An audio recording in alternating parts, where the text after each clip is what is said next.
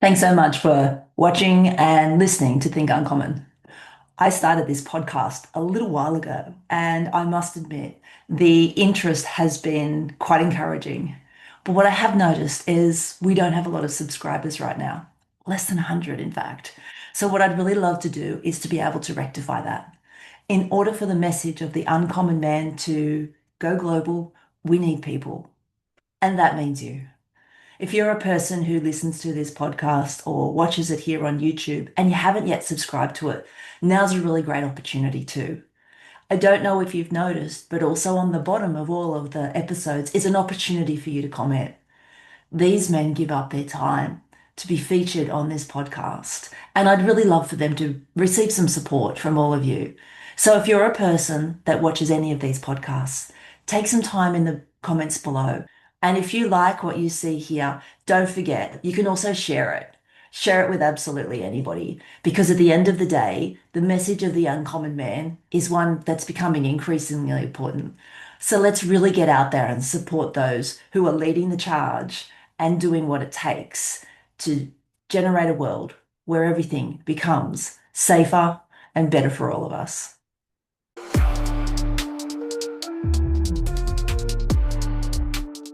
Today's Think Uncommon is fast-paced. Gian is a Hollywood actor and a stuntman, the type of guy who loves to do everything on his own. And true form as Think Uncommon podcast goes, it's not the way it started. In fact, Gian started with less than $2 to his name. A crucial decision at an event changed the trajectory of his life. It's a really common story. In fact, pretty much everybody that's been on this podcast shares it. That defining moment that changes everything, where if you decide correctly, you will live a better life. But being mindful of the fact there's an alternate decision just waiting. The darkness is never far away. Gian's a family guy, loves building big muscles and getting really, really good at what he does. He is passionate and convicted of not just his role in this world, but also his role for his family and how he needs to be a leader to show up the best he can be. Strap in for this one. We have lots of fun. It's as casual as it gets. I hope you love it. Welcome to the Think Uncommon podcast. I am your host, Joe Jackson. I am here today with another uncommon man, and I know that you guys love to hear about uncommon men because we need to showcase them more. This one's a little bit different, and I'm going to let you know from the get-go. This conversation is likely to be fast and energetic. So for those of you who are used to having a chat, this one's going to feel a little bit different. I'd like to introduce you to Gian. Gian, welcome. Hey, Joe, what's going on? Thanks for having me on the podcast. I'm so grateful to be here. Awesome. Happy Easter, by the way. Oh yeah, I see you too. Yeah, we had fun earlier today. We were grilling.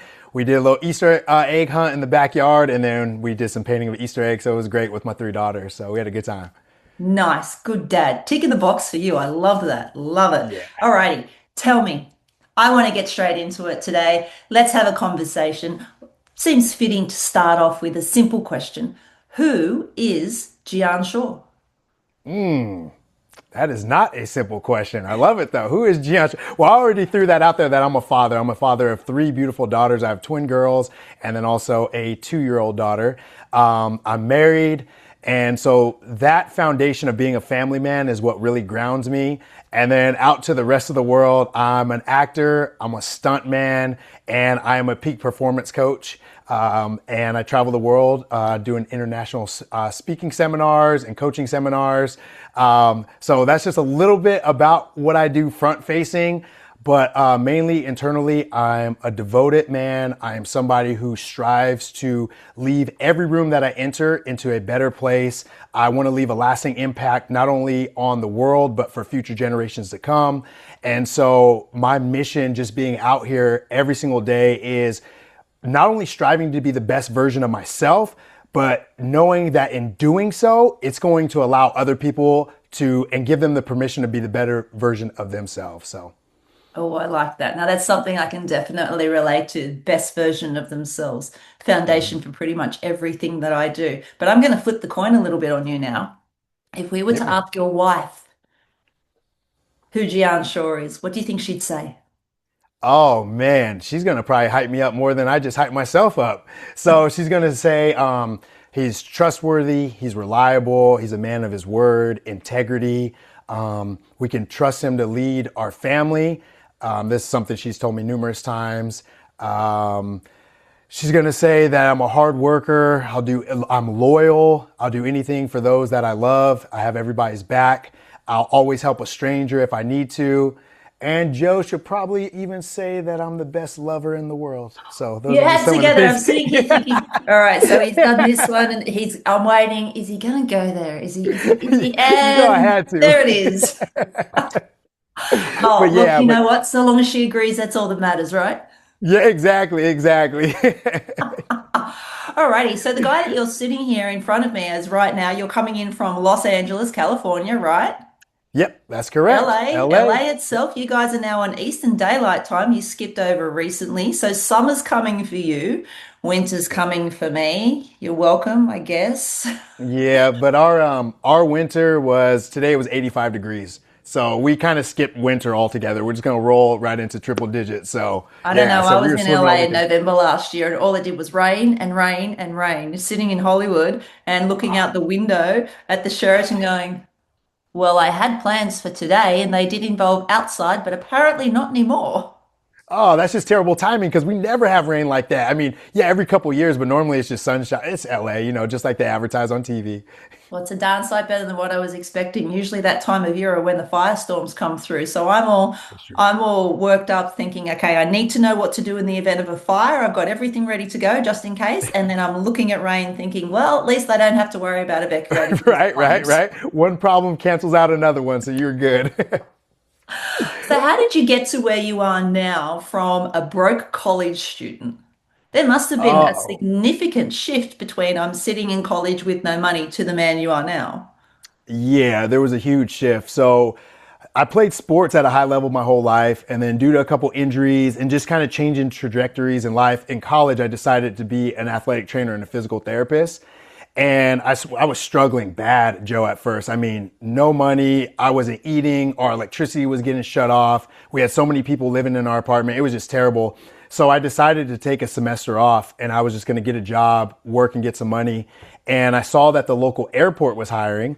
And I was like, oh, okay, this is cool. Like they're paying $9.75 an hour. At that time, this was, 20 years ago, or probably more than that, more than 20 years ago. So it was good money. And I was like, okay, great. Like, let me do that. And I go interview and they say, hey, you got the job and you also get to some of the perks you get to fly for free. And I was like, oh, this is the dream right here. You get to fly for free. So I remember they're sending me to Denver for training. And I got to the airport. And another perk is if there's an available first class seat, you get bumped up. And so all of a sudden, I went from being this broke college student, still broke, but now flying first class out to Denver, getting into a nice 5-star hotel. They promised me per diem when I got there. So everything was great. So I was like, oh man, this is like literally the turning point because tomorrow morning, I'm going to get the $50 in my pocket for per diem per day. And, everything's just going to kind of steamroll from there. So the next day at training, the first announcement that was made was that per diem was delayed and there was no money coming until Tuesday. And, it didn't phase anybody else, but me, it really affected because I literally had nothing. I had no money, no credit cards, no help.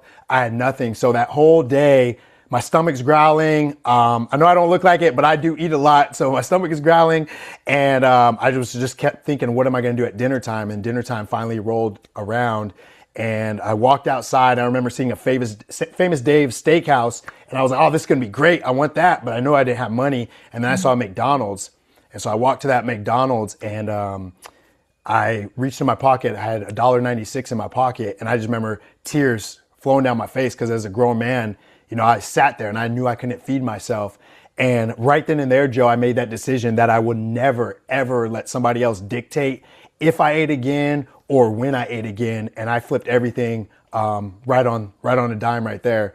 And a side story from that, I did eat that night, Joe, because I went in there and I convinced the worker that I worked at a McDonald's back in California. So he gave me the employee discount. He threw in some fries. So I made sure I ate because I always find a way. But just more importantly, I just told myself, I'm never going to live like this again. And so when I got back, I enrolled into college. And then my senior year, I was an extra on a film shooting in San Francisco. And Joe, I just fell in love with the process. And I remember calling up my parents and telling them like, hey, I'm gonna move to LA to be an actor. And they were like, okay, you want us to come pack your stuff up and we can go now? And I said, no, no, no, hold on. I'm gonna graduate. I'm a couple months away. Let me graduate. But literally the day after I graduated, I handed them my degree and I loaded up my 2006 Chevy Cobalt, drove the 350 miles down to LA, and I had maybe $300 to my name. And that just started the journey right there. So I've got a few things going through my head right now. First of all, clarify for me. Have you ever worked at McDonald's? No, I never worked at I McDonald's. did notice the language. I convinced them, and I'm thinking, Yeah, yeah, yeah. clearly you've never worked there. Yeah, yeah. No, I just always grew up figuring it out, finding a way. So even if I had to bend the truth a little bit right there, so yeah, no, I never worked at McDonald's. The military have a saying which I won't fully explain right now. It's FAFO, and Oh, typically that involves some kind of outcome that's favorable. yeah, yep, yep, exactly. I got it. I got it. So you know what it's like to be in a position where things are not going well for you. Most definitely, most definitely, Yeah, because yeah. that I was think just one of the many speed bumps that I hit. nice. We'll talk about some of those speed bumps as well, because one of my most favorite sayings in the world is adversity is too good an experience to waste. So And I true. think that that's where all of the uncommon men that I've spoken to on this podcast have. They have this experience that's put them through situations of adversity where they've constantly had to face themselves. And instead of opting out of that challenge, they've stood up to the mirror, taken a solid look at themselves, and made statements like you just did. Never again. Yep. Yep. Yeah. And I love how you say that because I also have another saying. And so in acting, when you're on set, you have two cameras filming you. You normally have a camera A and a camera B, and they're shooting at different angles. And they're shooting the same scene, but it's just at different angles. And then afterwards, at nighttime, the director, the editor, they'll go in there, figure out which angle was the best. They'll use that for the final take. And so when I'm coaching my clients, I always tell them that as well. You may have gone through an adversity and you have camera A and camera B, and camera B is shooting it from the angle where you're the victim. You just give up. Everything is rain's pouring on you. It's all over. Or you can look at things through camera A. What did I learn in this lesson? What can I benefit from this? How can I advance my life? So you actually have the power to take ownership of choosing, which angle you want to look at it. So yeah, adversity, you better take those lessons because these are lessons that can really turn your whole life around if you allow them to. That's the key, right? If you allow them to. When you're talking about your experience going and telling your parents that you wanted to be in acting school, I'm automatically going to the Matthew McConaughey story where he's prepping himself to talk to his dad about, right, Dad, I don't want to be in law school and I'm gonna go into acting. And so he times it perfectly, slides over to his dad and goes, so, hey, Dad, I want to do acting. And he's bracing himself for the impact, thinking, okay, this could go one of five ways and none of them are good. And his dad comes out with the simplest response. Well, don't half-ass it. Yeah, yeah, that's a And I sign think of a that's a good parent right great there. response from a parent, right? Because we Hmm. can't control our kids as much as we want to guide them and as much as we want the best for them. And it sounds like your parents were very much the same. It's like, well, you know what, you've decided you want to do. Let's just support you all the way. We'll pack you and send Yeah. you on your way off. Yeah, and they have always been like that. They've always been so supportive in any endeavor. And I reflected on that a few years back and I was trying to realize why. Why or is it only because they're great parents and they understand, hey, we're going to do what we want to do, so let's support them? But then as I look back, I had to realize that I gave them every single reason to support me because everything that I said that I wanted to do, I did it. And Mm. so there's something about my character and the proof that I've had in the past that allowed them to say, cool, you want to be an actor? Let's do it. Hey, you want to be an astronaut? Let's do it. You are a man of your word. So we're going to actually back you on this. So yeah, not only them being a great parent, but it was one of those things. It's just like I said at the top of the show with my wife, how she says, you always lead our family in the best possible way. And the reason she trusts me now, and sometimes I don't even need to go ask her permission or consult with her about, big decisions, because she even said, you have never led us astray. So you know what to do to lead, go do it. And it's another thing. It's because my past record has proven that with her. So now that trust was built. So I think it's a little bit of that too. Yeah, absolutely. And I refer to that as trust equity. Yes. Yes. Yeah. So Trust important. equity is I do what I say I will do, not just Yep. in front of others, but I keep my promises to myself, which allows me to then build up equity in my bank of trust, which Yeah. therefore means if I find myself in a position where there's risk that needs to be taken, I'll look at my equity that I've got in my bank of trust and I'll back myself because I've Yep. stacked the evidence in the meantime, knowing one day I'm going to need it. Yep. And that's how you get confidence, right? That's how you get that unbreakable confidence, keeping your word to yourself, staying Mm. committed to your commitments. The reason we see people struggling with their confidence or backing themselves is because they've let themselves down over and over again. I've realized at a young age, if you can keep your word to yourself, you will go far in this world. And so that's one thing anytime I tell myself, I may declare it out loud and people are like, oh, you're doing it to let everybody know. I'm really doing it because I'm doing it for myself. I'm declaring it for myself. So I know that I made that declaration and I'm going to keep a word to myself, because that's the one person I never want to let down, because this is the one person I need to stay with for the rest of my life, guaranteed. Exactly So I want right. to make Yeah. sure, like you said, that equity is there for sure. Yeah, it's never about the impact that you have on others more than it's about the promises that you keep to yourself. And that's a ripple effect, right? Because Mm. when others see how you keep the promises to yourself, that creates more trust equity with them for you, but also it lets them know you hold yourself to a higher standard. And I believe when you walk around holding yourself to a higher standard, it's going to impact everyone around you, because everyone around you is now forced with that decision. Do I shy away or do I raise my standards to meet this person that just walked into the room? So you Yeah, do actually the world a blessing when you show up as your higher self. absolutely. So why do you think you show up as your higher self and so many men don't? I believe that when I was reflecting on this, I believe it started with me having to prove myself first off, because I'm the second of four boys. And so my Mhm. older brother is about almost 2 years older than me. And I'm only 5'9". All my brothers are 6 feet and above. So at a Are young you a little age, guy? yeah, I'm the little guy. I'm the little guy out of everybody. I don't know about you guys over there in the States, but we would call you the runt of the litter. I'm the runt of the litter. Yep, yep. And it's funny too. So, like I said, I'm 5'9". They're all 6'1.5" and 6'3". So they're all super tall. But it's funny, right? Going back to the looking through the different camera lenses, it was like me being so short, I had to have so much heart. And none of them could compete with me in heart and effort and willpower. So it's like that blessing that I got, because for a while I'm like, man, couldn't I get to like 5'11" at least, right?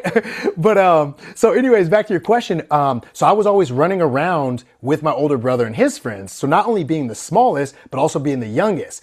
So I realized I had to go 10x harder on everything that I did, because Mhm. at that time I was trying to prove myself to them that I could keep up, that I can run with them.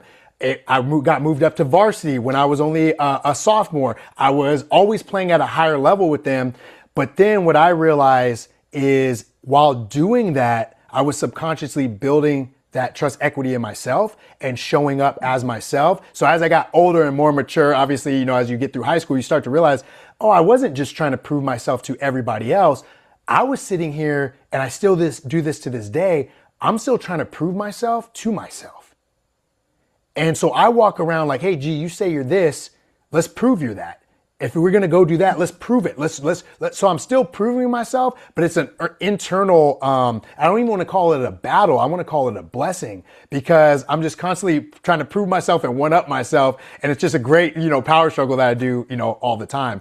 And I think one reason that the second part of your question, why most men don't show up as that version, because I believe that somewhere along the way, they lost their path. And I'm not talking about their path as far as what it is they're doing in life or anything like that. I'm just talking about their path on who they truly are. I believe when you're connected to who you truly are and you walk in your identity, it allows you to show up and have that trust equity and do the things that you say you're going to do and be a man of your word. And the sad reality is, like we talked about, many times before, we see less of that in today's world. Yeah, yeah, absolutely. And that's why this podcast exists, right? That's why it's I've needed. I've said the story many times that the reason this podcast exists is because I had many conversations around tables of women who were telling stories about I'm trying to date and I experienced this or I experienced that. He gaslighted me or he cheated on me or he took my credit card on the date when I was in the bathroom and paid for it and ordered a high-end scotch and had the audacity to sit there after having paid the bill, drinking the scotch, and sat there and said, "Oh, I just paid the bill." And I didn't realize it was on my credit card until I got the notification that I looked at later. And that happened to a close friend of mine. And to this day, I hear that story when I repeat it every now and again. It still doesn't sound real. It's terrible. That's beyond terrible. See, this is the exact reason, Joe. Now I'm going to go off. This is the exact reason. Um, One of the reasons I'm the man I am today, because like I said, I have three daughters. And my job as their father is to show them what a real man is, how a real man loves his wife. And that's why I always treat their mother, my wife, in front of them. Even when they're not around, but just in front of them, extra love, praise, adoration, all of that, because I want them to understand when they go out into the world, this is how a man should treat them. I always do what I say I'm going to do. I provide for my family. I give them endless love and time and affection. I am setting the standard in their mind because I'm the first example of what a man is. So they don't have to deal with that type of BS when they're out there dating, because that type of stuff, you're going to have me showing up at that bar and grabbing that guy. And rightfully so. So, what would you say to some of the manosphere influencers that might look at some of your behaviors and call you a simp? A simp. I think the people that use the word simp are very insecure in their masculinity because, and it's a funny thing too, on a side note, I don't think anybody in their right mind meeting me face to face would even think about calling me a simp. I think that would be the last decision that they would even think of. But it's not about being someone, and I got this example from my dad, and that's another person you would never use those words to as well. But protecting your woman, protecting your household, being a strong leader, showing love, and guiding everybody is not a simp. That's by far the definition of it. That is actually what a real man is. These other people that are getting on either podcasts or social media and saying, "Oh man, you don't let a girl speak," or they just need to stay in the bedroom, or they need to. These guys have no idea what it's like in the real world. They're just talking, trying to get views and trying to get clicks. A real man shows up. A real man provides, and a real man lets those around him know that they are loved and they're safe and protected. So if that is the new definition of simp, then so be it. Then I'm in, just tattoo it across my forehead, and that's the way it is. I'm going to own it. Yeah, 100%. It's a tricky But also, one, I'm just, right? Because sometimes the people that speak the loudest are not necessarily the ones that we should be listening to. it's all the time. I've said this about social media. Social media is great because it gave everybody a voice. Social media is bad because it gave everybody a voice. Yeah. And it sucks because some of the younger people are listening to those who speak the loudest, but not listening to those who actually lead by example. And there's a big difference between saying one thing, because a lot of those people that are just spewing that stuff off, they're not even happy in their own life. They're trying to find some fulfillment out there. They're just causing disruption. But when you have somebody who is stable in their life, they're solid in their foundation. And that's another thing. Like, you can come up to me and say whatever you want. It just rolls off me because me and my wife have this joke all the time. Like, if you don't like me, that means there's something wrong with you. I gave you no reason not to like me. I am a lovable person. I want the best for everybody. So we always joke like that. So if someone's having a bad day, I never let that energy into my realm at all, because all I'm about is just love and strength to everybody. So yeah. So it's an interesting conversation, right? There's a couple of points in there. First of all, from a biblical perspective, it says, let everything that you do be done in love. And I think that what we've done to a large extent is we have commoditized love into something that's warm and fuzzy. And we've forgotten the other side of love. We've forgotten the strength side that means that a man will show up. If somebody did something to your daughters, for instance, you would see the other side of love. You're not going to show up with a kid glove on, with a conversation and no, no, no, it's okay. You're going to show up with a level of authority that says, hey, you've touched my daughter. We're having a word. Yeah, we're gonna have a little bit more than a word, but yes, we'll keep it PG. But yes, for sure, and that's the thing, and it's not only that; it's the strength to show your daughters right from wrong. It's the strength to make difficult decisions in the household. That's all a form of love. That like you said, that's all a form of love right there, and that's the important piece that we can't miss, especially as men. Yeah. Yeah, I have a saying that's going around a lot in my circle at the moment, and my Christian friends, and it's if you believe that Christianity is passive, you've been misinformed. Ain't that the truth? Because we often feel good about the warm, fuzzy side of love, and we're happy in that space because it gives us certain permissions to do and say whatever we please, because then people have to love us. But we forget Hmm. about the consequence of love also means that somewhere along the line, there's possibly going to be a father that's going to step in and says, "Hey." But if we wound it back a little bit, what about the little girls out there that don't have a dad like you? Oh man, I had that conversation with my brother. We were talking about the household that we grew up in and just the examples that were set for us. And at Mhm. the time, you don't realize as a kid how fortunate you are. And then as you get older and you're an adult and you look out into the real world, what you thought was the norm was actually the exception. And when you have little girls out there that don't have that example, sadly, that's when you see them going out into the world just looking for love, compromising their morals, compromising their identity, because they were never showed that. And it's hard. You say, what could I say to them? It's so hard because sometimes words are not enough to get across the message because they need to see and have that example. But one thing I just always tell my daughters are you never have to compromise. And my daughters are only 6. And I try to just make them understand you never have to compromise who you are to make others happy. You are enough. You're worthy of love. And so that would be something I tell all the little girls out there. But like I said, it's hard because those are just words. And if you just hear them once, that might not be enough. And that's one reason I pour into my daughters every single day, multiple times a day, telling them how beautiful they are, how smart they are, how funny they are. Because I understand when you keep saying stuff enough, it starts to be ingrained in their identity. And it was funny the other day, my wife, we homeschool the kids. She was getting some stuff ready and she told the girls, hey, you got to go play while I get this ready. Because my oldest daughter, she just kept talking, talking, talking. And then my wife's like, hey, baby, just go talk to yourself. And her name is Rogue. And so she started walking into the other room and all you hear her say is, Rogue is so pretty. Rogue is so smart. Rogue is so funny. Rogue is the best. And right then and there, me and my wife looked at each other like, we started laughing, but we're like, what we're doing is working. I Working. mean, for her to just believe that, she's telling herself that, this is so important, you know? So it's one of those things Yeah. that have to be just told over and over again. Yeah, you're creating her default mode network, which is going to Yeah. be her autonomous system that runs the majority of her life later on, right? Yeah.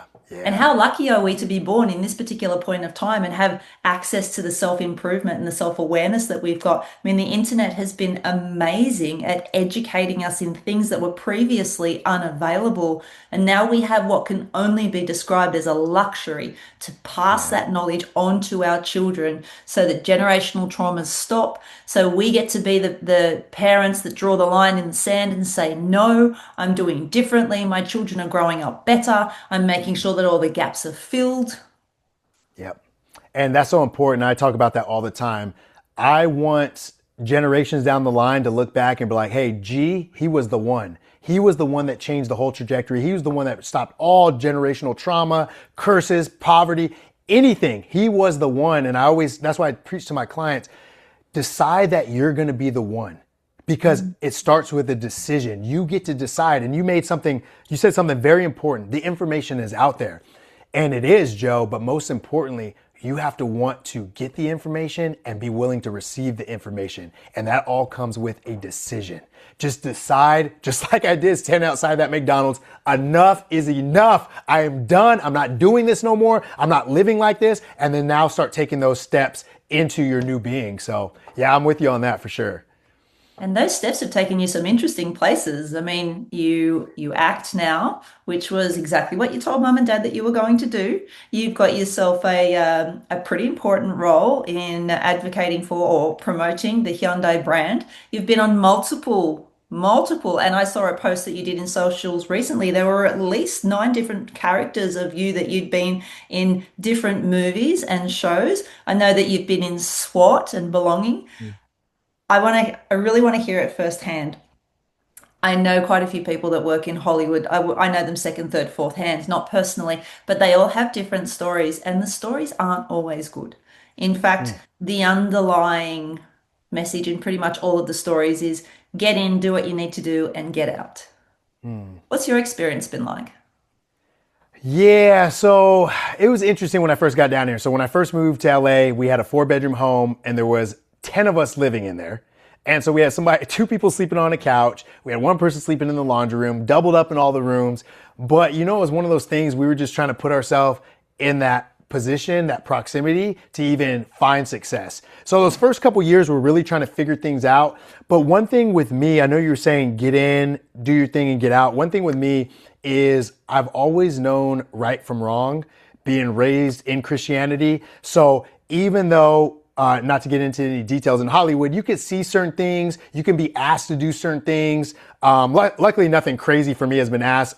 I just don't give off that vibe. But but I always knew like, hey, this may not be the purest industry, so make sure you know exactly who you are and be very firm with your boundaries.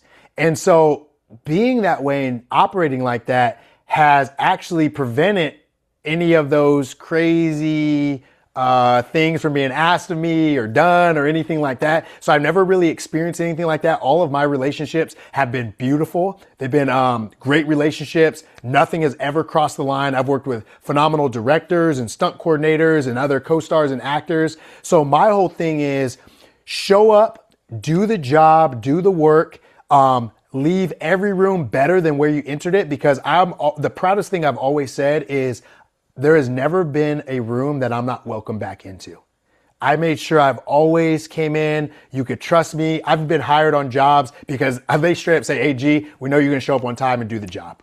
And I'm like, wow, the bar that low? Like, this is great. But you know, your reputation speaks for itself. So for me, I haven't had anything bad. It's actually just been a wonderful experience that actually took me all over the world. So you were saying the 9 pictures that I put up. Yeah, I'm a stunt double as well. And so what that is when there's a job, whether it's a fight, a fall, getting set on fire, anything like that, that's a little too dangerous for the actor to do, or the actor doesn't feel comfortable doing it. What they'll do is they'll either shave my beard a certain way, put a wig on me, put some makeup, and then I step in for that actor and I pretend to be them during the scene when I'm falling off something or getting shot or something like that. So that's a lot of times while I was wigged up.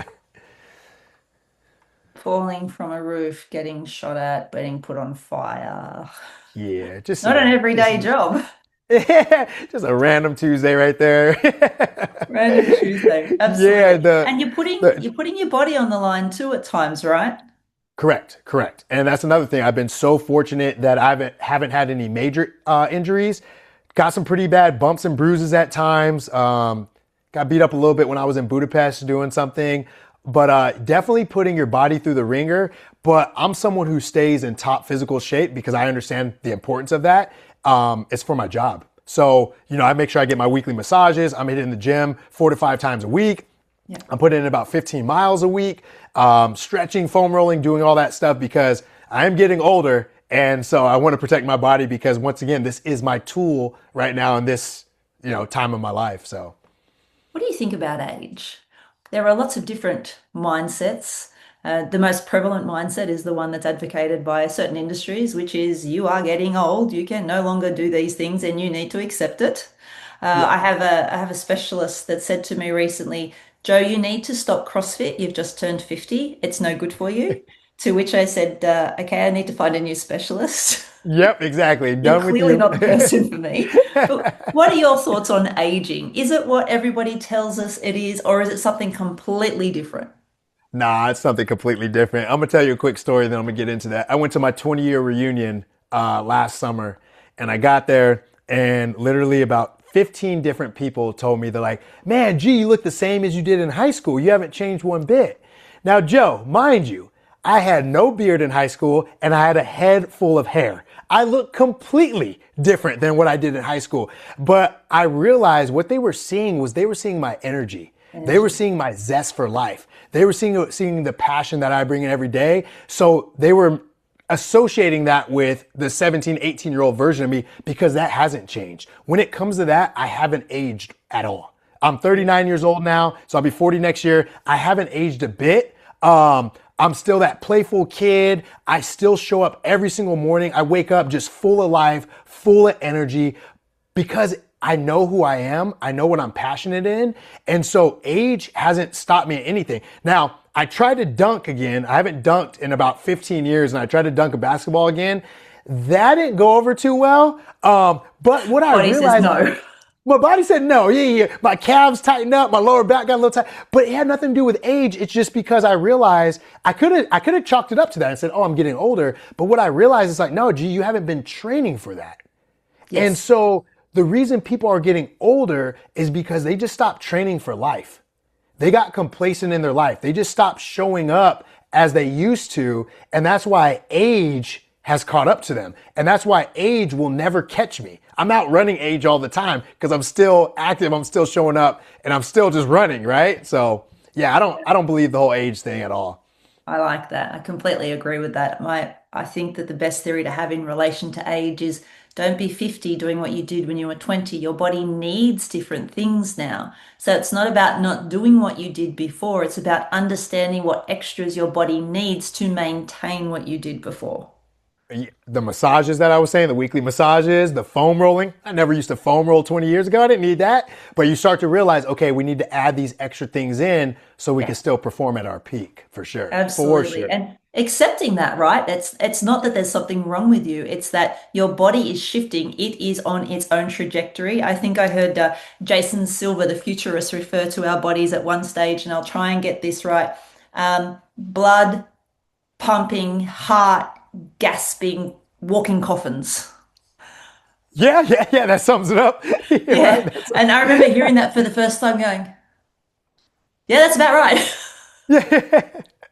But how we choose to age is completely up to us. I Yeah. remember looking at my mother when she was in her 50s and she was always told, oh, you don't look your age, you don't look your age, you don't look your age. And I thought, I want to be like that when I get to her age. And Yeah. so now, having just hit the big 50, the first thing I do is think to myself, am I doing the best that I can, giving my body what it needs, both externally and internally, to show up, not just for now, but for the hero in my story, which is, as Matthew McConaughey says, me in 5 years? Am I looking Yeah. after me in 5 years today? And if the answer is no, I need to work out why. And I love that. And Joe, I see you getting it on social media, putting in that work in the gym. I didn't know you were 50. I just have to throw that out there. I did not know you were 50. So once again, you do not look your age. So you're on the same trajectory as your mom. You do not look your age. But yeah, that's the question, right? That's the question we need to ask ourselves every day. Am I showing up at a level that my future self would appreciate and be Yeah, grateful for? And absolutely. it's a tough question because it takes a lot of ownership. It takes a lot of internal thinking and rewiring. And so I think that's like why a lot of people dodge that question. And I want to clear something up too. It's not that with age, it's not that I'm saying I don't want to get older because I actually appreciate getting older. I appreciate seeing the grays come in because I lost my first friend at 15 years old. And I've lost countless friends since then, right? And I start to realize it's actually a badge of honor to get older. And one thing that I always do is any day that I'm running a little bit on empty, maybe a little bit tired, I think about some of my buddies that I've lost over the years. And I said, what would they do if they got one more day on this earth? Mm. And right then, thinking like that, I'm like, yeah, they wouldn't waste it. So why am I? And that for me internally just takes things up another notch. So I'm grateful for every year that I get older, but also at the same time, my identity is that of an athlete. And I joke with my wife, I say, I'm gonna look like this till I'm 103 years old. Nothing's gonna change because this is what I identify as. And what you identify as, your habits and your standards won't ever drop below that, right? Yeah, I'm into that. Yeah. Absolutely. And we need to be mindful of that. This is a really good point, and I'm so glad that you went there. Identity is so significant to who you show up as. When I started doing CrossFit, I was 30 when I first started doing it, and I'd said to my husband at the time, I want to start CrossFit. He wasn't a fan, and so he's like, I'm not coming. They're all freaks. Forget it. And of course, I love the first rule of CrossFit. If you in CrossFit, the first rule is you have to tell everybody about CrossFit. And I absorb that at 100 miles an hour. I'm going to every single session. I'm the one that turns up early. I'm the one doing the foam rolling. I'm the one doing absolutely everything. I'm also the one getting significantly frustrated watching people doing muscle ups on the rings going, why can't I do that yet? I still remember my very first CrossFit injury, which was on the box. It's always on the box. And I'm on the box and I'm coming off the box and I didn't quite hit it right with the ball of my foot. And so what happened is it slid down the front of the shin and like the front of my shin is just ripped to shreds. And I'm sitting there and I can remember it like it was yesterday. I'm looking at my leg going, oh, this hurts like hell. And I had to decide at that moment, is this going to be a problem for me? And that's something that started to form my awareness of identity. Now, I work with a lot of men and we create what are called alter egos. And Mm. each field of play has an alter ego where they can shift in and out of the version of them that they need to be depending on where they're at. They have a whole identity, which is themselves, broken down almost into little compartments that they switch on and off. But when we're talking about identity, a lot of people don't stop to actually curate their own. Instead, just becoming a part of the environment, absorbing everything that everybody tells us. You tell a beautiful story about what you tell your girls and what you tell your wife. And thankfully, you are also able to tell us that your wife reinforces you as well. Hmm. And identity is so important. It doesn't just come from ourselves, it comes from our environment. For me, as a Christian, my ultimate identity is in Christ. So I understand first and foremost, regardless of what happens externally to me, that never changes. Yep. But some people don't have that luxury. They've not made that decision. They don't understand identity. They haven't been brought up with this awareness or parents that cared or love and kindness. How do you think we can help people to understand the importance of finding their identity and living to it? Man, this is something that every single client that comes to me, we have to work on immediately because identity is just that whole foundation, right? It's so important. But it goes back to Joe being the example. And I think when you are the example, it attracts other people and they'll start to ask questions. I don't know if you get that sometimes, but I'll get questions like, hey, G, why is it that you get up at 5 a.m. all the time? Hey, why do you train so hard if you're not playing a sport right now? And then when I start peeling back the layers and talking to them, those people really want to know why, because what they're saying subconsciously, they don't even know is what is this identity? Why are you locked into this identity? What does it mean? And so once again, just being, whether you think you are or not, you have been called to lead. And being a leader, part of that is leading by example, and it's so important. So once again, when you raise your identity and you hold the line on your identity, it gives other people the permission to raise theirs. Not only that, but ask you questions and start to understand. And that's the best way, because you could tell someone over and over, like I can tell my daughters over and over what they are, but if I don't reinforce those with actions, they mean nothing. And so it goes back to walking that line in life to show people what is possible. And I think that's the ultimate calling for everybody. Yeah, yeah, I agree. I agree. Now, you and I both understand that identity is based typically on our beliefs. Yep, What do it you is. believe about yourself? I believe that I am the best at whatever I attempt. I believe that I'm going to get it done. I believe I will always find a way. And this is all from my track record, right? When we build up that trust equity. So this is where that belief comes from because I have been proving over and over these beliefs. I believe that I'm full of love. I believe I'm always going to be successful. I believe that I'm going to put my best foot forward no matter what. I believe I'm the best option for anybody in their life because I love to pour into people and impart all of my belief into others. Yeah, so like that's the thing, right? Like my belief, it's funny because with my friends, once again, I'm normally the shortest. So they've said that before in the past, like, yo, G, we try to make fun of you for not having any hair, for being the shortest, all this stuff. And they're like, it doesn't affect you at all. And I just said like, well, yeah, man, because it's funny. The jokes are hilarious, but it's not my belief. Like has that, those attributes mean nothing to who I am inside. Like I believe nobody in this world has more heart than me, period. That's my belief. And when you believe so much in yourself, anything is possible.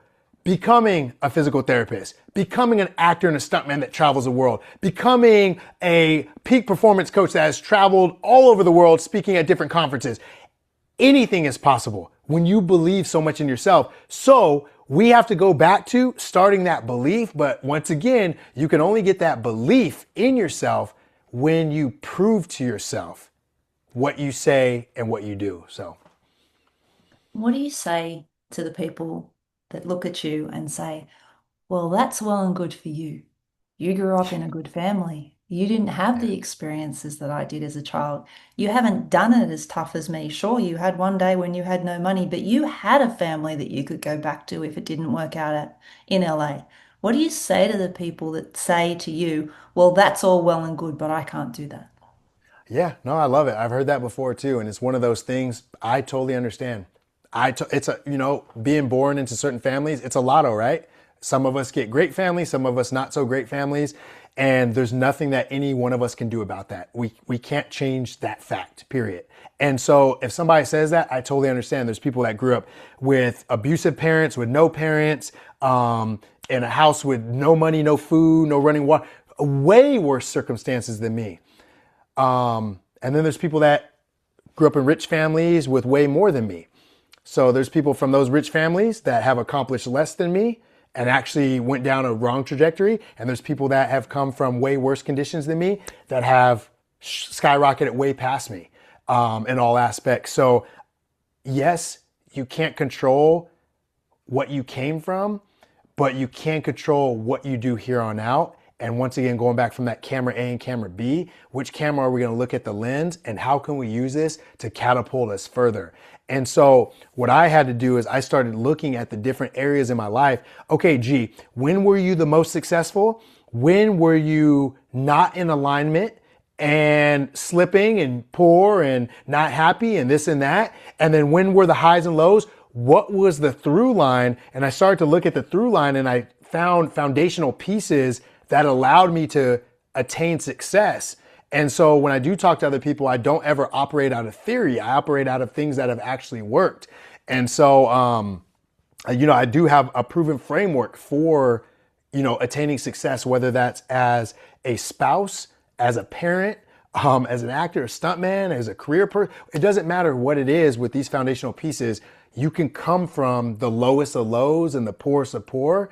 And I've helped people that have come from very messed up situations, but installing my foundation into their life has taken them to heights they never thought imaginable. So, I am so glad that you mentioned that because a lot of people that put out into the world frameworks, they're untested, unproven, and unexperienced.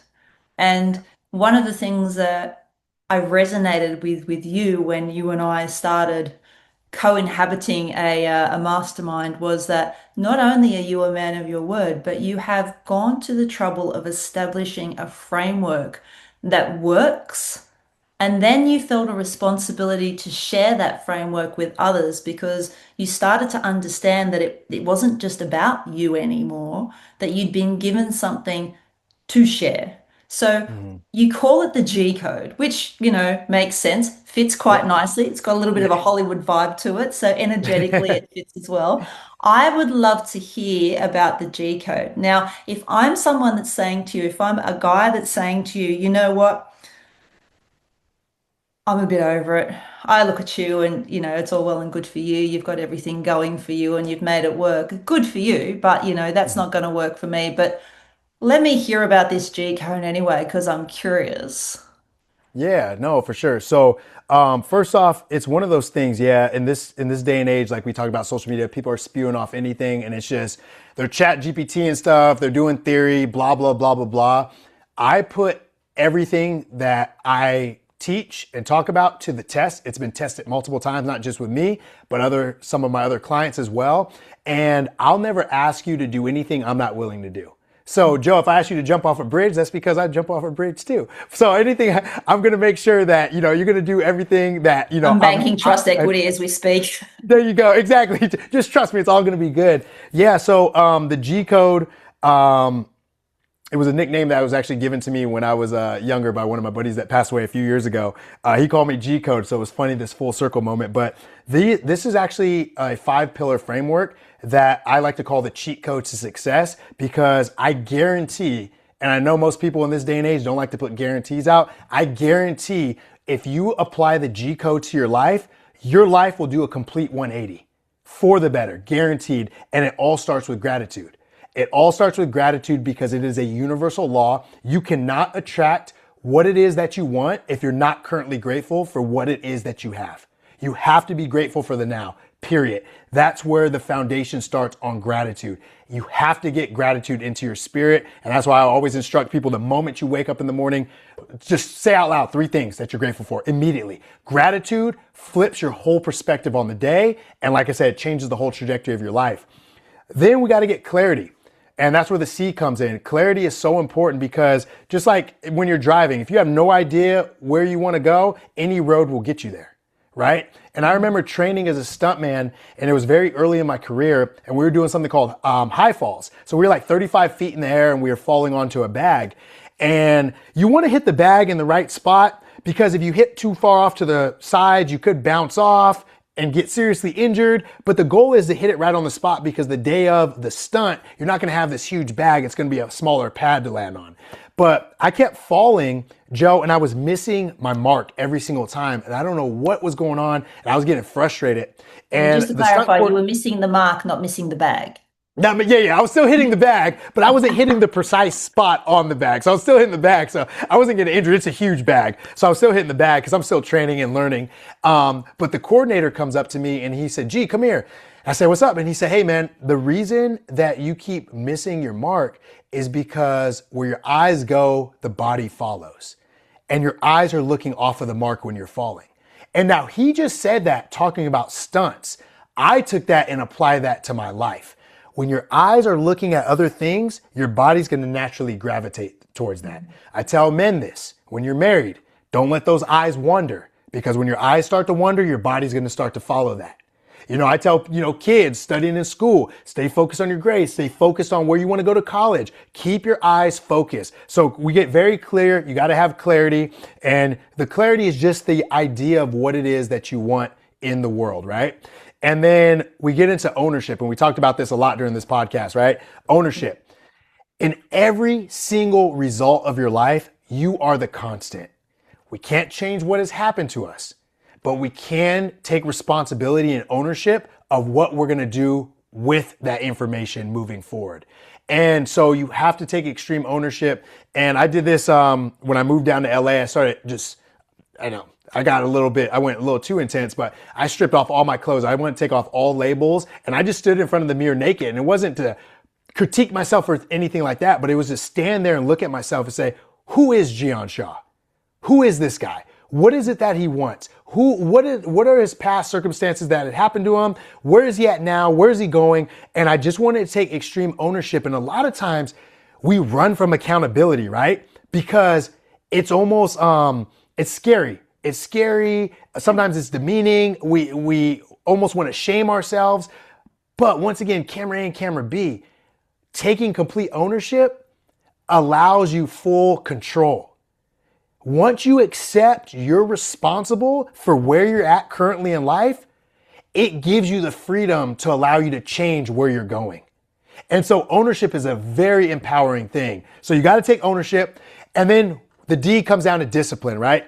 Anything in life, you got to be highly disciplined. If you say you're going to do something, be disciplined, do it. Keep your commitments to your commitments. If you decide and make a decision, stay disciplined to that decision. You won't go anywhere without discipline. We all know that.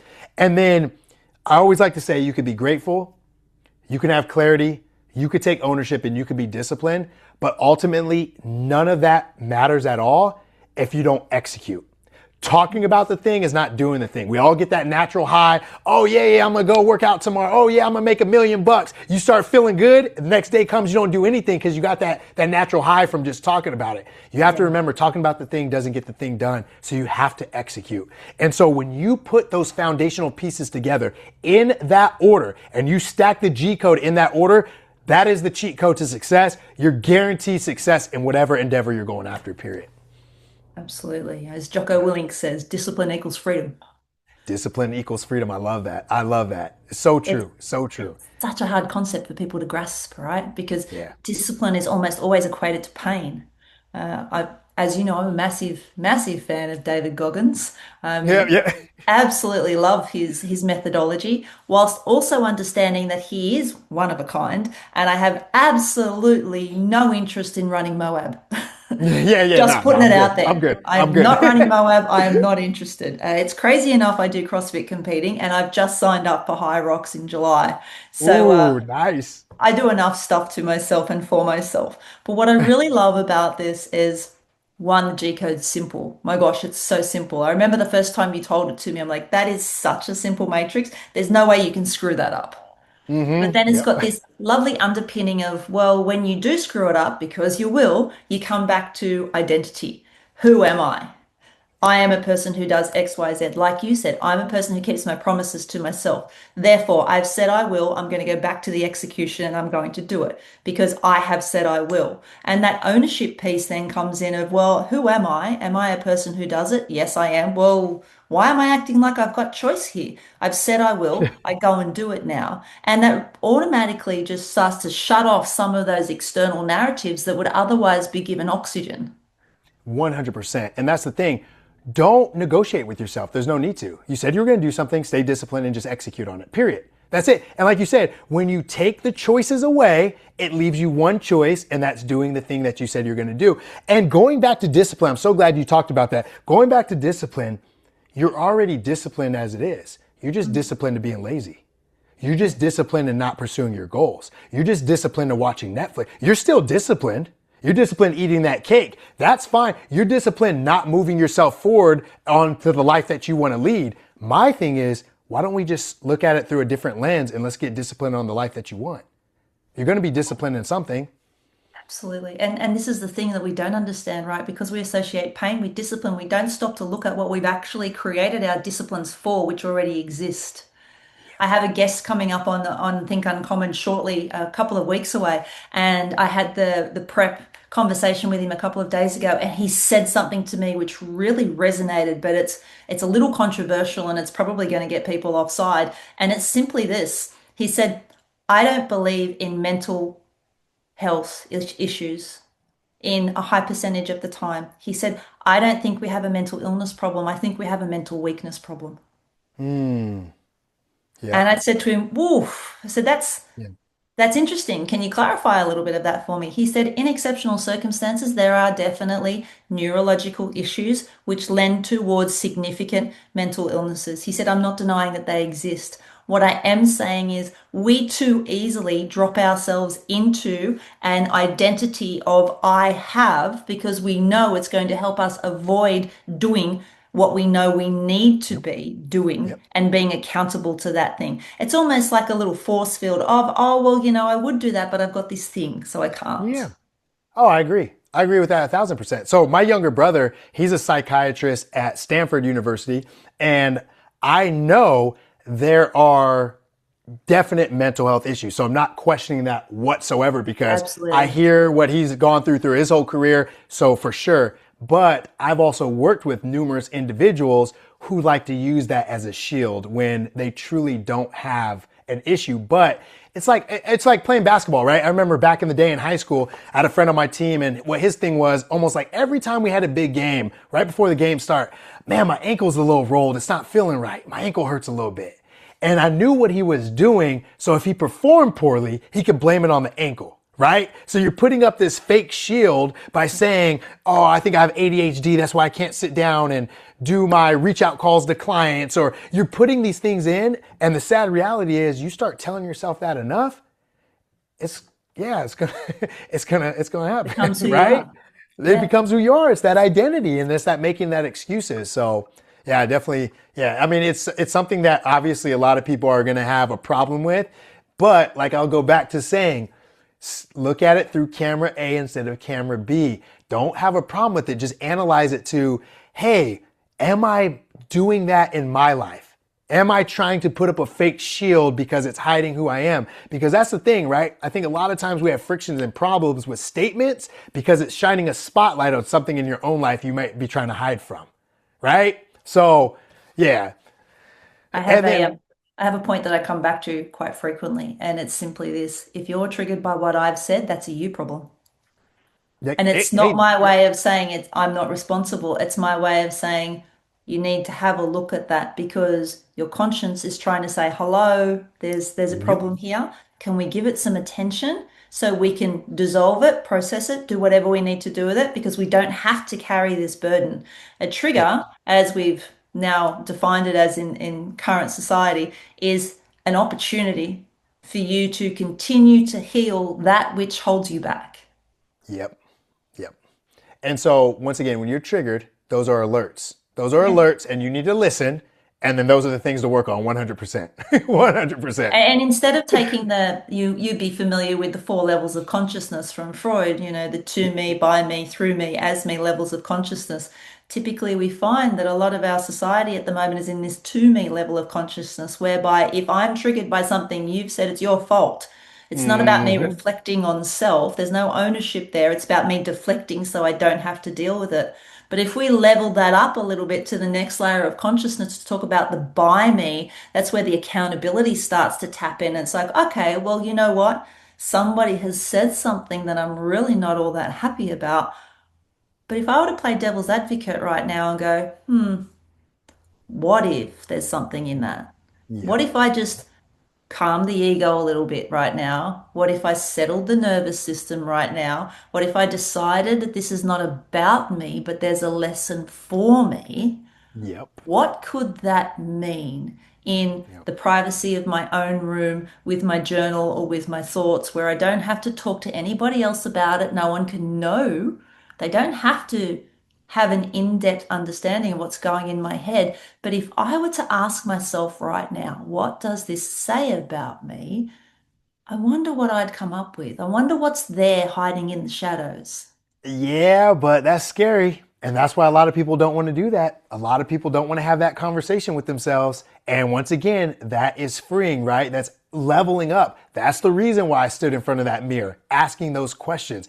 Those, if you can't have a hard conversation with yourself, how can you have a hard conversation with your kids, your spouse, your friends, or whatever other relationship you're in, Well, how can right? you have an authentic hard conversation with anyone if you're not willing to You do it can't. yourself? You You can can't. deflect as much as you want. You can finger point, you can blame, you can sit in the to me mentality and go, it's all your fault. But Yep. you'll never be able to be accountable, let alone have ownership and be disciplined to have an outcome which is different. We'll just rinse, repeat what we've always done, Yep. right?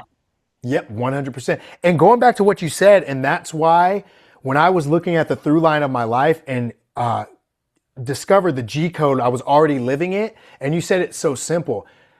I think in today's time, we have too much information, too much sensory input. And when you get too much information, you shut down. People are trying to complicate things. And my thing is, no, life is actually really simple. If you just start with gratitude and being grateful, everything can change. If that's all you take from the G code, your whole life is just going to change just off of that.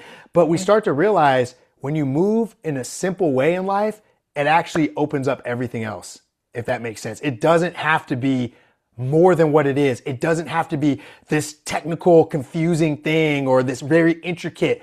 just operate with these five foundational pillars, stack them on top of each other, and they're gonna flip everything around. Like Yeah, which comes back to meeting people where they're at.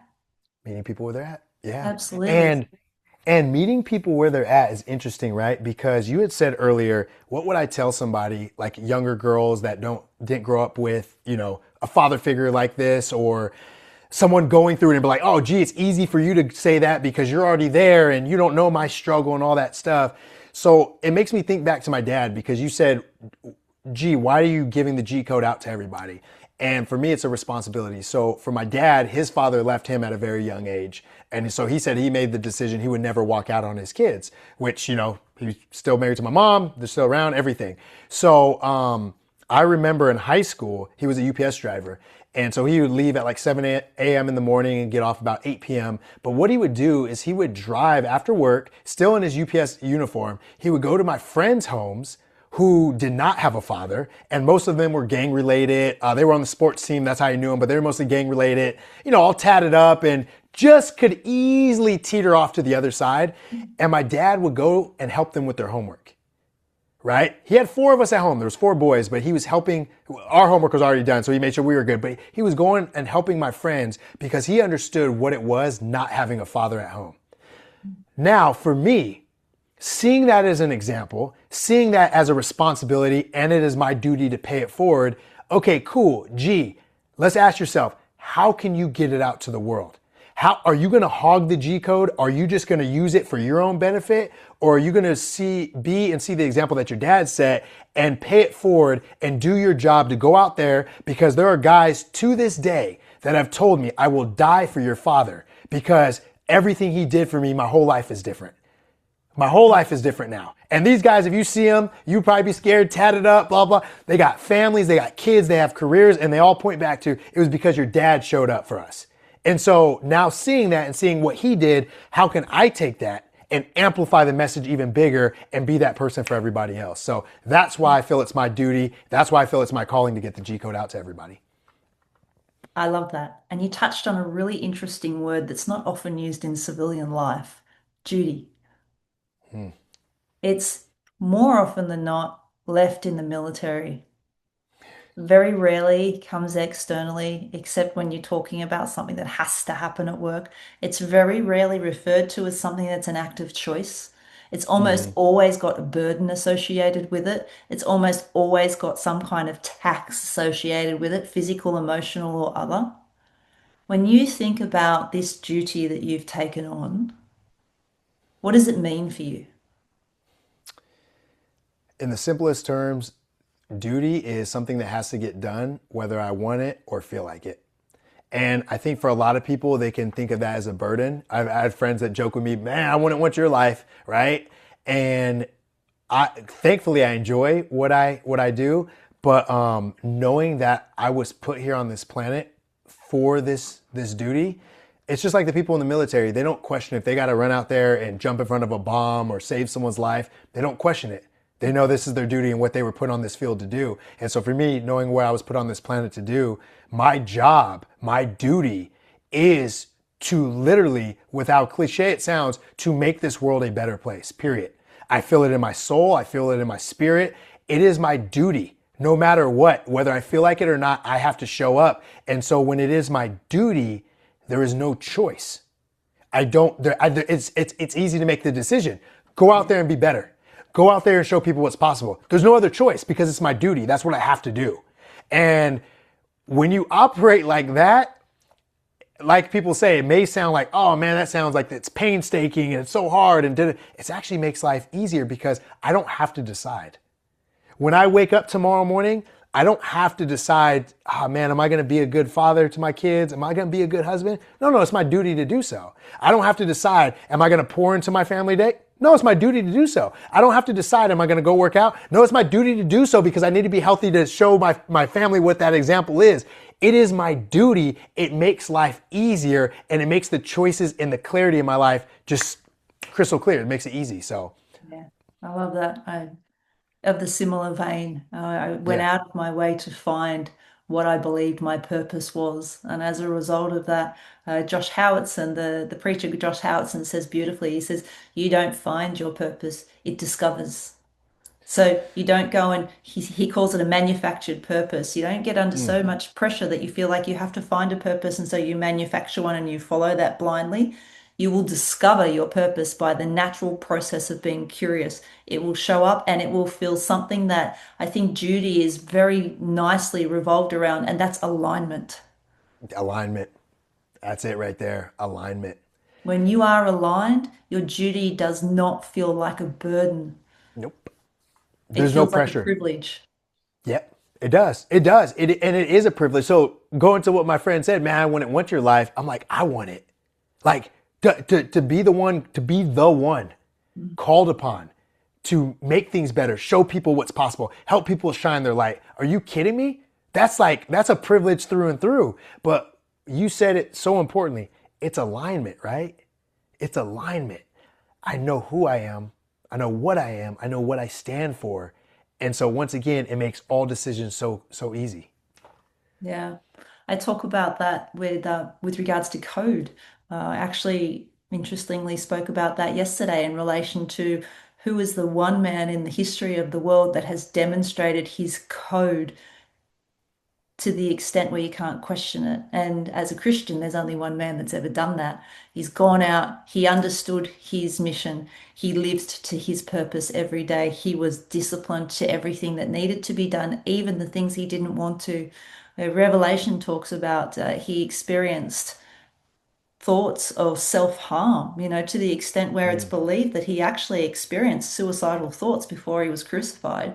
And I can understand why that might happen when you're under threat. And this is something that I think that we all need to consider when we're understanding how our minds work neurologically.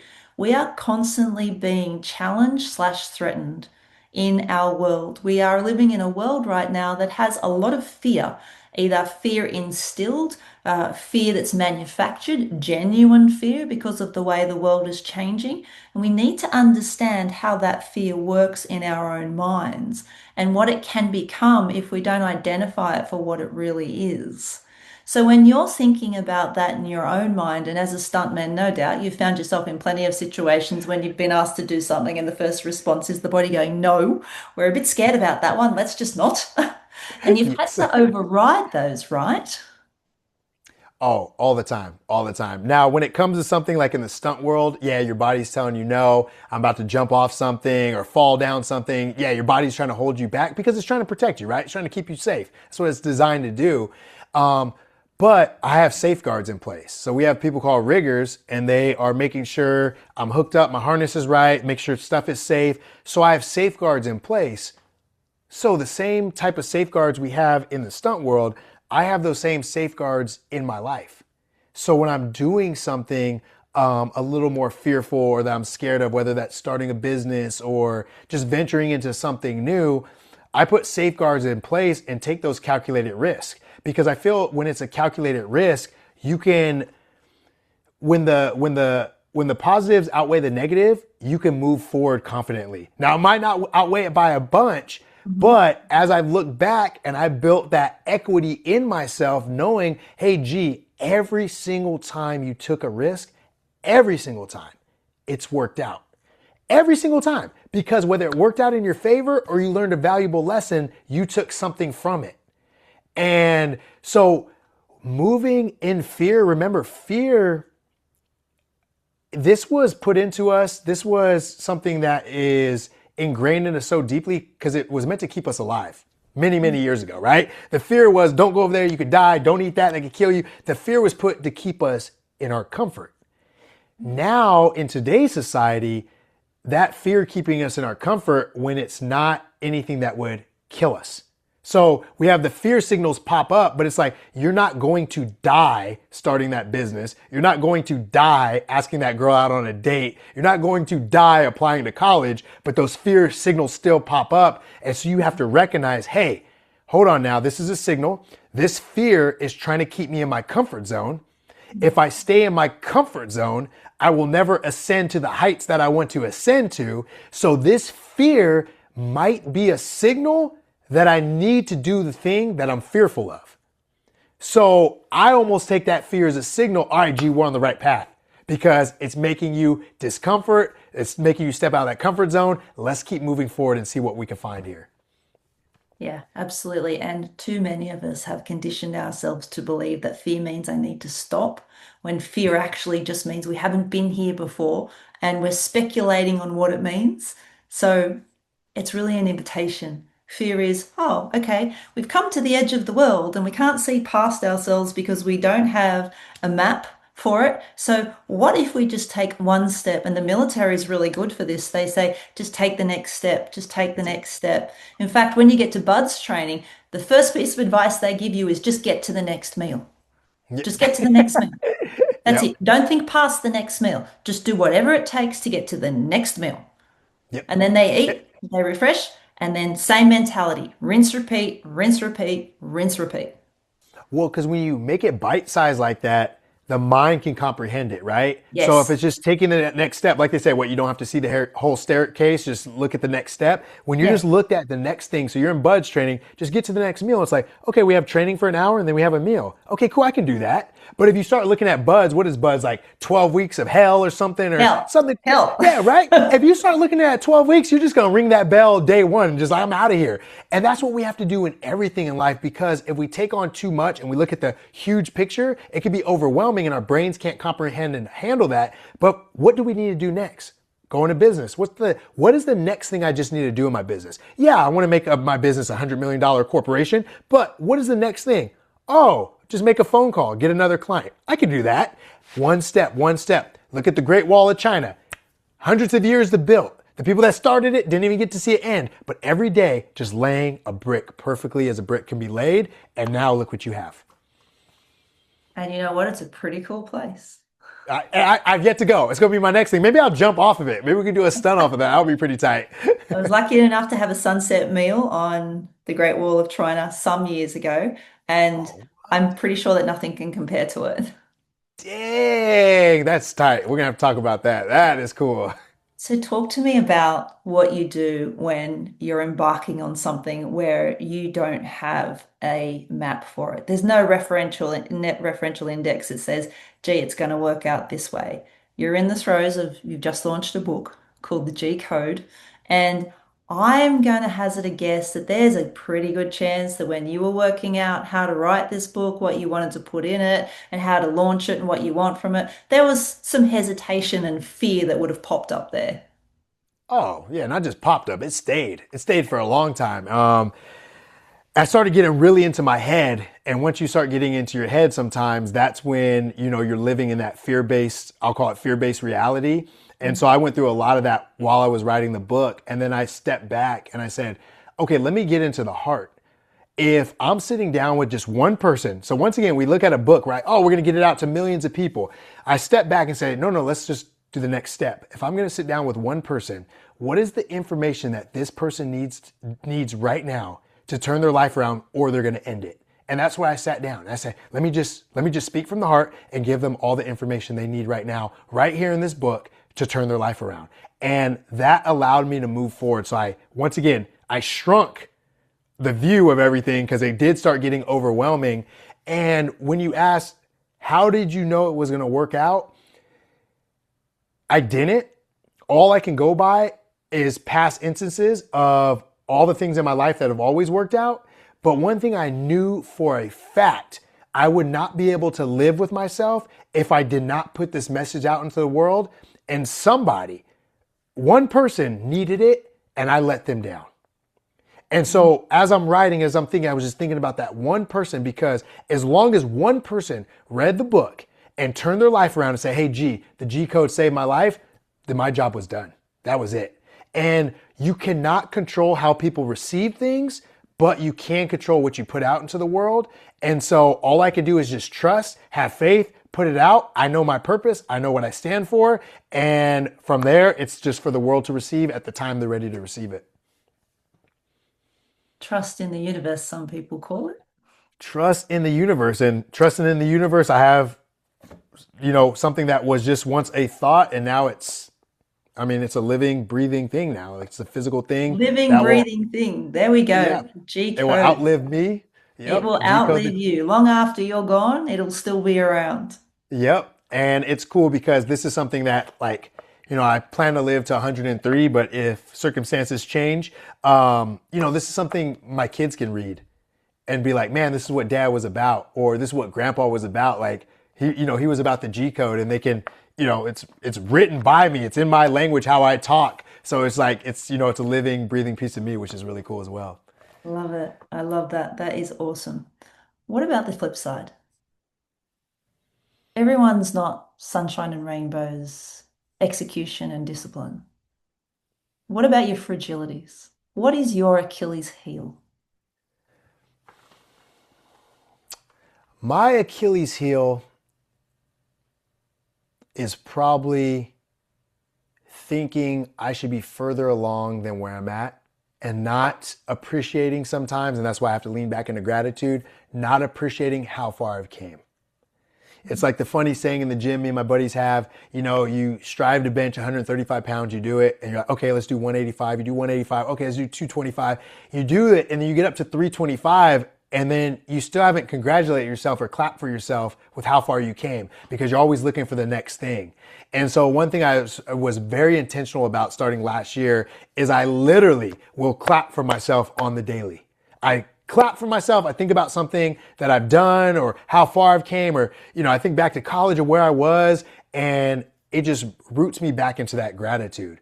And so any Achilles heel that you have, it doesn't matter. You can be not sunshine and rainbows. It could be, you want too much now. It could be, you think you should be further along.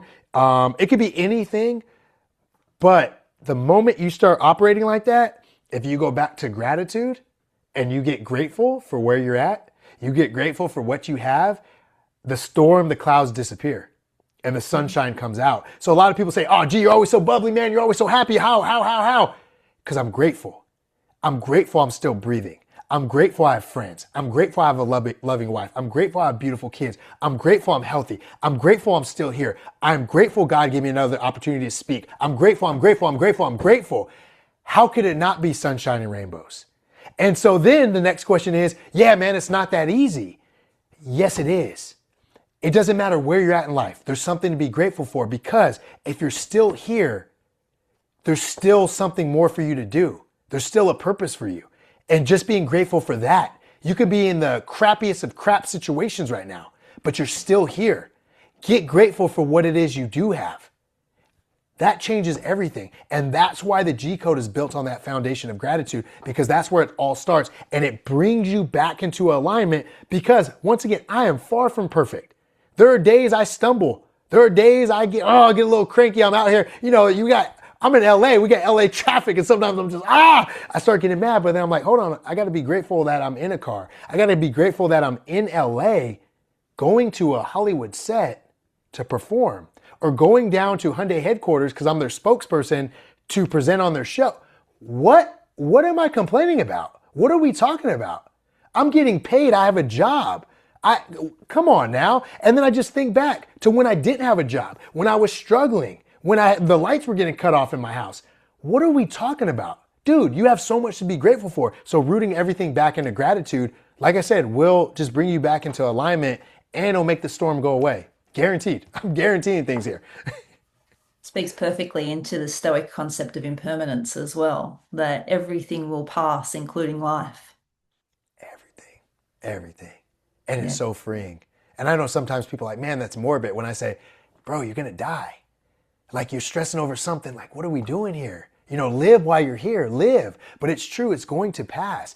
And going back to what we say, right? Every single thing that you went through in life, every single thing, 100% of the time, you survived it if you're still here. Yeah. You're still here. You have a 100% success rate, no matter how bad the situation was. And I have a saying where I say, if I'm going through something hard, I look back in my life and I'm like, oh, I've done more with less. And so what I'm doing right now, I can do that, because guess what? I was working 16-hour days, doing 3 different jobs, barely making ends meet, doing stuff I wasn't happy about, and I survived it. So why can't I do 16-hour days, sitting in a trailer, getting great food on Crafty, doing an air-conditioned scene, just delivering some lines? What are we complaining about? I've done more with less. And so If you are going through it, just know, and this is not me speaking theory, this is me speaking fact, the current struggles that you're going through are preparing you for the blessings that you ask for.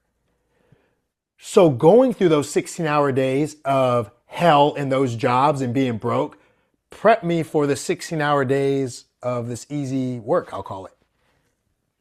You can't have the blessings without the struggle. So embrace it. Once again, look through it through camera A instead of camera B and say, man, these current struggles I'm going through are prepping me for some really good times. And it's going to help you navigate those storms for sure. Yeah. Yeah. It just goes to show that the way that we construct and mold our beliefs really is within our control. 1000%. And once again, right, it's freeing. Once you take ownership and know you have complete control, know you have the decision to sit down tonight and read a book that's going to empower you instead of watch a show that's just going to numb your mind, knowing you have the power to decide to go on that walk tonight. Nobody says you got to go on a 2 hour workout or an hour run. Just go on a walk down to the mailbox if you haven't been walking. Instead of sitting down and eating a slice of cake, knowing you can just decide and you have the power to make one decision right now that will literally change the trajectory of your life.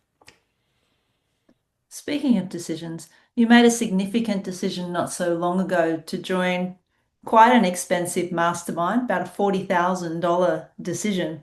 Now, I know at times when we're making decisions, there's various voices in your head. How do you separate the voice of ego from the voice of reason? Oh, great question. So, number one, anytime I make a decision like that, once again, always look back on past decisions. I remember I joined a stunt community. It was $5,000 for 3 weeks of training when I was entering the stunt world.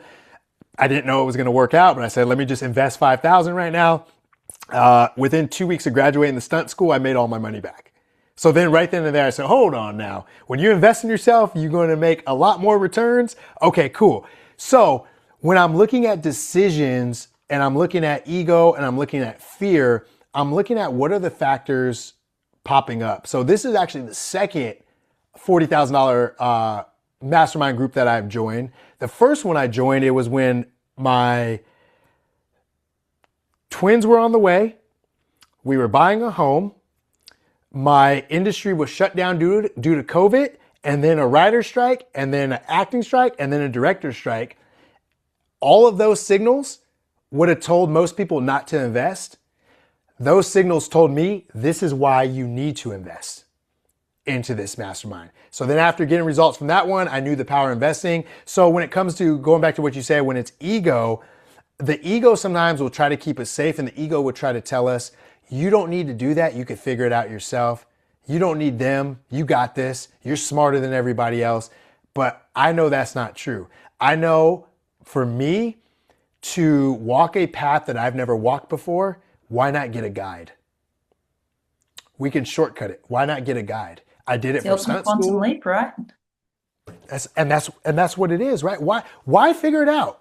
I mean, I can, sure. I could try to figure out how to be a stuntman. I could try to figure out how to put on 10 pounds of muscle. I could figure these things out, but how long is it going to take me? Can I pay to expedite this and shortcut this? Can I pay 40K to get the knowledge now, or pay 5K to be a stuntman and then within 2 weeks make my money back and then probably 100x it by now? You know what I'm saying? So why not do it? Are we just having ego? Because sometimes as men, we like to say, oh, I'm going to do it myself. I'm going to pound on my chest. I got this. I don't need help. I got this. Yeah, that's the fastest way to not only isolating yourself, but disappointment. The ego will hold you back in life. They say the saying, it takes a tribe or whatever, or nobody does anything alone, and it's so true. It's so true. Get a community of people, get a guide, someone that you trust that has walked the path before you and has a proven track record of doing so, and allow them to lead you along the way, no matter the cost. Because what happens is, and I'm going to use the word broke and rich, but I mean this in mindset. Broke people, mindset, broke people look at the cost of everything. Rich people in mindset look at the value. What is the value of this? Cool, it's costing me 40K, but what is the value? Cool, it's costing me 5K, what is the value? Start looking at the value of things. That's a very different mindset, isn't it? I Very I have a different. book here written by a Canadian entrepreneur that's just about to become a billionaire for the first time. And it's called Millionaires versus Billionaires, Business's War. And what he does is he goes through the books and he's interviewed billionaires. And he tells the story of, right, this is a billionaire's mindset. A millionaire will think about it this way, and he talks Mm, about the differences of it. And so you get this embedded view of how to become a billionaire or a millionaire quicker just by adapting their mindsets and doing what they do, not getting caught up in the everyday. Suddenly we have this ultimate cheat code in the form of a book. He's written yeah. three of them, and each one of them is like, do this, don't do that, do this, don't do that, do this, don't do that. And if you follow it and you watch people who are following that to a T, they're clearing their lives of all of this noise and distraction that they don't need because they're decisive. Yes, that stays. No, that goes. Yes, that stays. Yep. No, that goes. No, thank you. I don't have time. Yes, I'm committing to that. Let's get it done. Where are we at? Let's execute.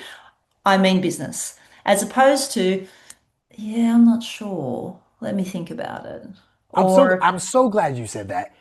That's one thing I've realized about hanging around high achievers is how decisive. They make decisions fast and then they just recalculate on the way. Whereas the majority of us, when we first start out, we take years to decide if we're going to do something. And by that moment, the opportunity has already passed you by. absolutely. And you make the assumption that the opportunity is going to always be there. And it's not until you learn when you've missed out. A lot of the people I talk to, the most valuable lesson in their life came from delay.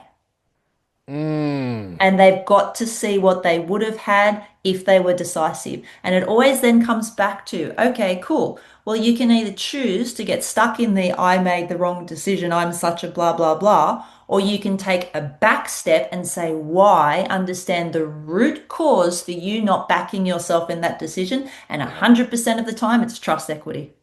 that's They it. haven't put the reps in, they haven't demonstrated the evidence, they don't back themselves when the opportunity comes. And this comes to the whole training for the event versus training at the event. You cannot Mm, show up to a race and expect to win if you've never run it before. won't happen. It won't happen. And the trust equity, right?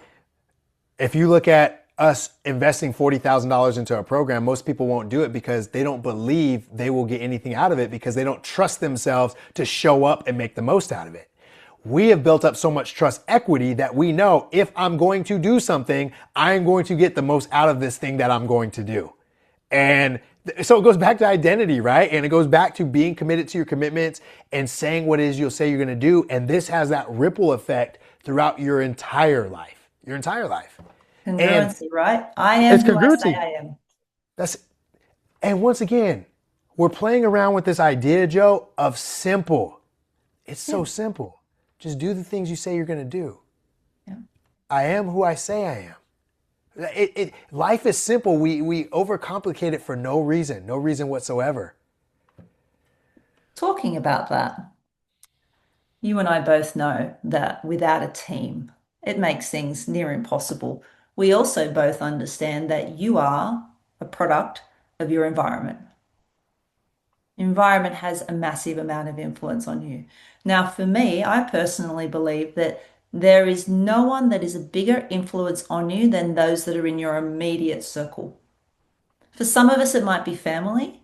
For others, it might be what we call chosen family. David Goggins refers to it as the foxhole. The people Hmm. that you can contact at 3 in the morning and have that, hey, we're going to go do some stuff. Don't ask me about it. I just need you at this time and place. And they say something along the lines of, whose car are we taking? Yeah, yeah, yeah.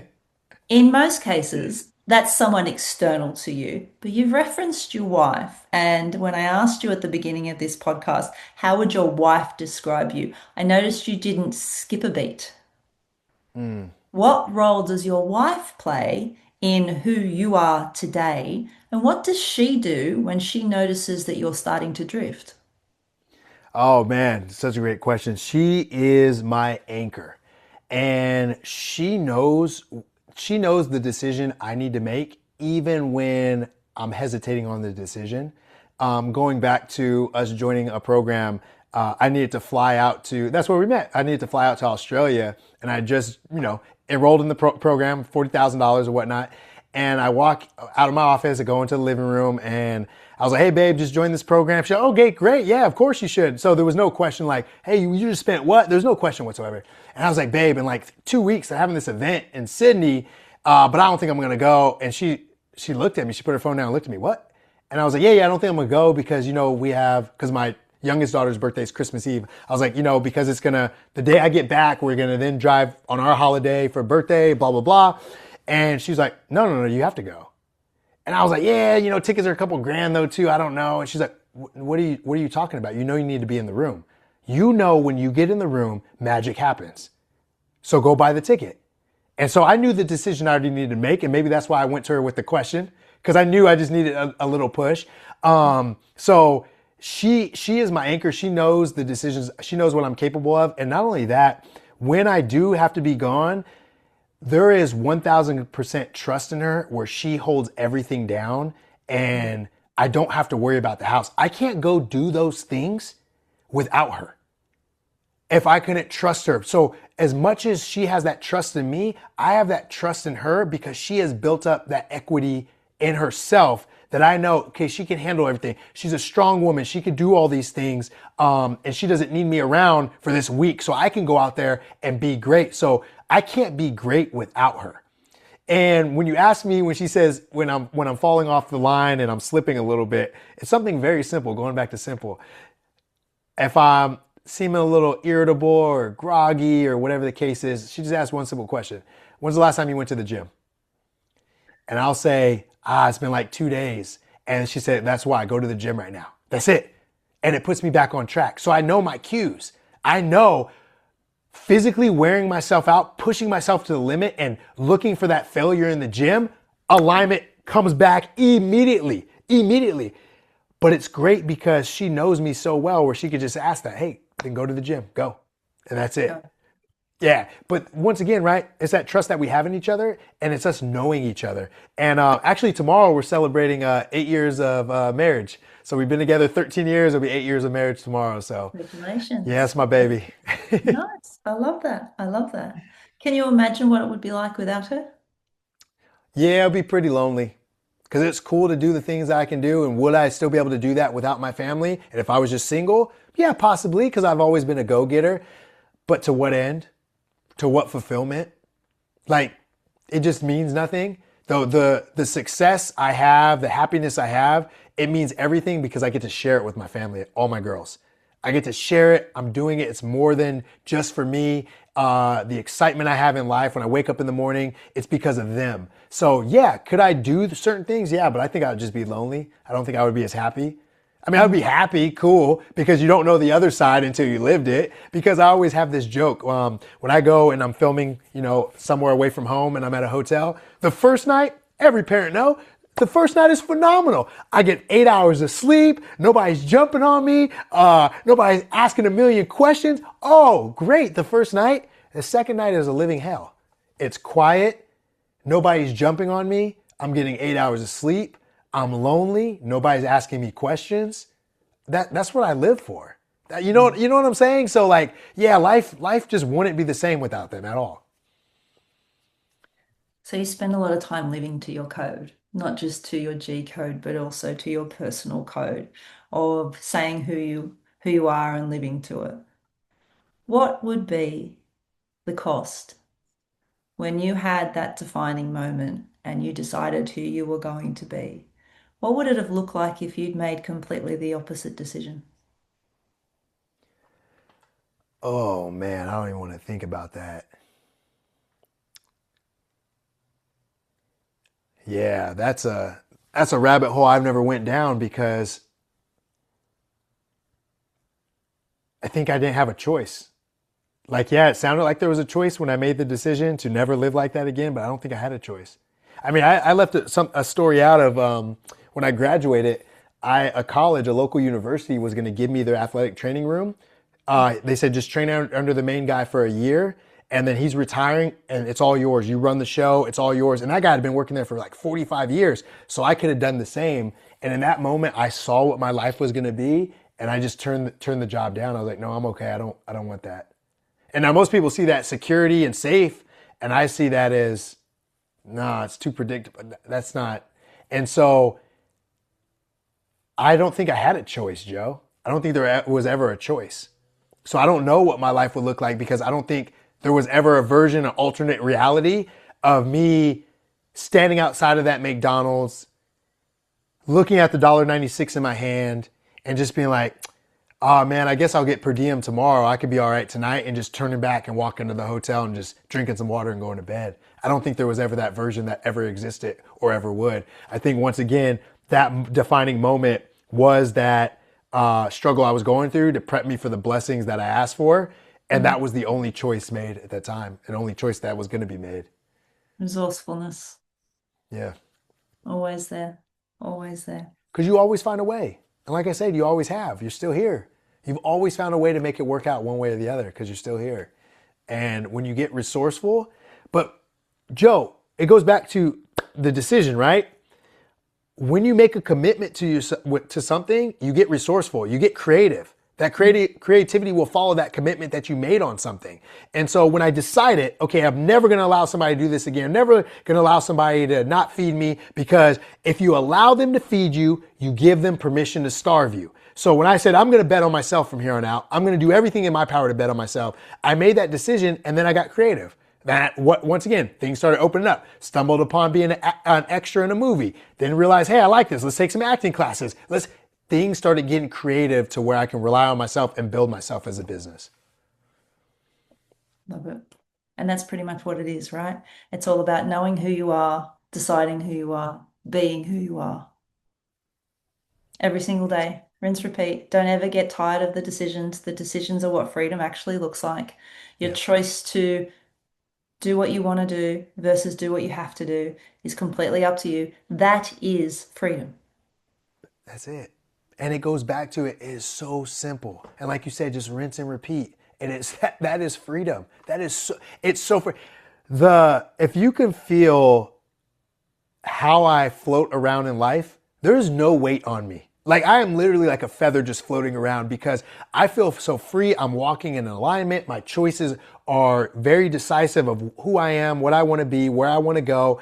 And so it just makes life easier. The reason I think, and sometimes I've seen with my clients going through so much friction, is because they're battling who they are, where they want to go, and that alignment piece. And that's why life feels heavy.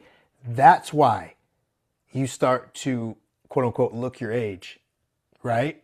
Because you're letting life weigh you down because you're the one that's not walking in alignment. Well said. Absolutely. Alignment is definitely a goal worth achieving. Well, Gian, thank you so much for your time today. We have so many takeaways, and I knew this was going to be a great conversation. I like the fact that you and I, just like when we met in Sydney in December, we just bounce and it's very easy. Clearly, you and I have very similar versions of the world, which is always nice to see. I love the fact that you just decided who you are. And this is me. I'm congruent to that. I have integrity for who I say I am, and I am just more than comfortable rinse and repeating it. You're not calling it a hamster wheel. You're not suggesting that you're stuck. You're not telling the world that anybody has to. You're looking at it every day with gratitude, like it's a privilege, recognizing that, you know what, I may not wake up tomorrow.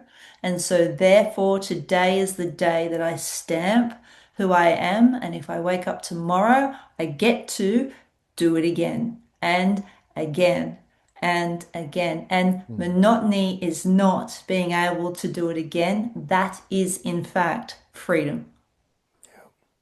Perfectly said. Perfectly said. Well, I am going to pop in some information in relation to your book. So, for anybody who's watched this to the end, and I'm sure every single one of you would have, because these conversations are a little bit more difficult to come by, Gian's book will be made available for you to jump in, and I highly recommend you take a look at it. As he has mentioned, it's pretty easy to read. In fact, it's not going to be very taxing at all, but I guarantee you the takeaways from that book are going to be significant. As you know, I'm very cautious about the men that come on this Think Uncommon podcast. They are hand selected. And a lot of the people that come on this podcast come through an application process.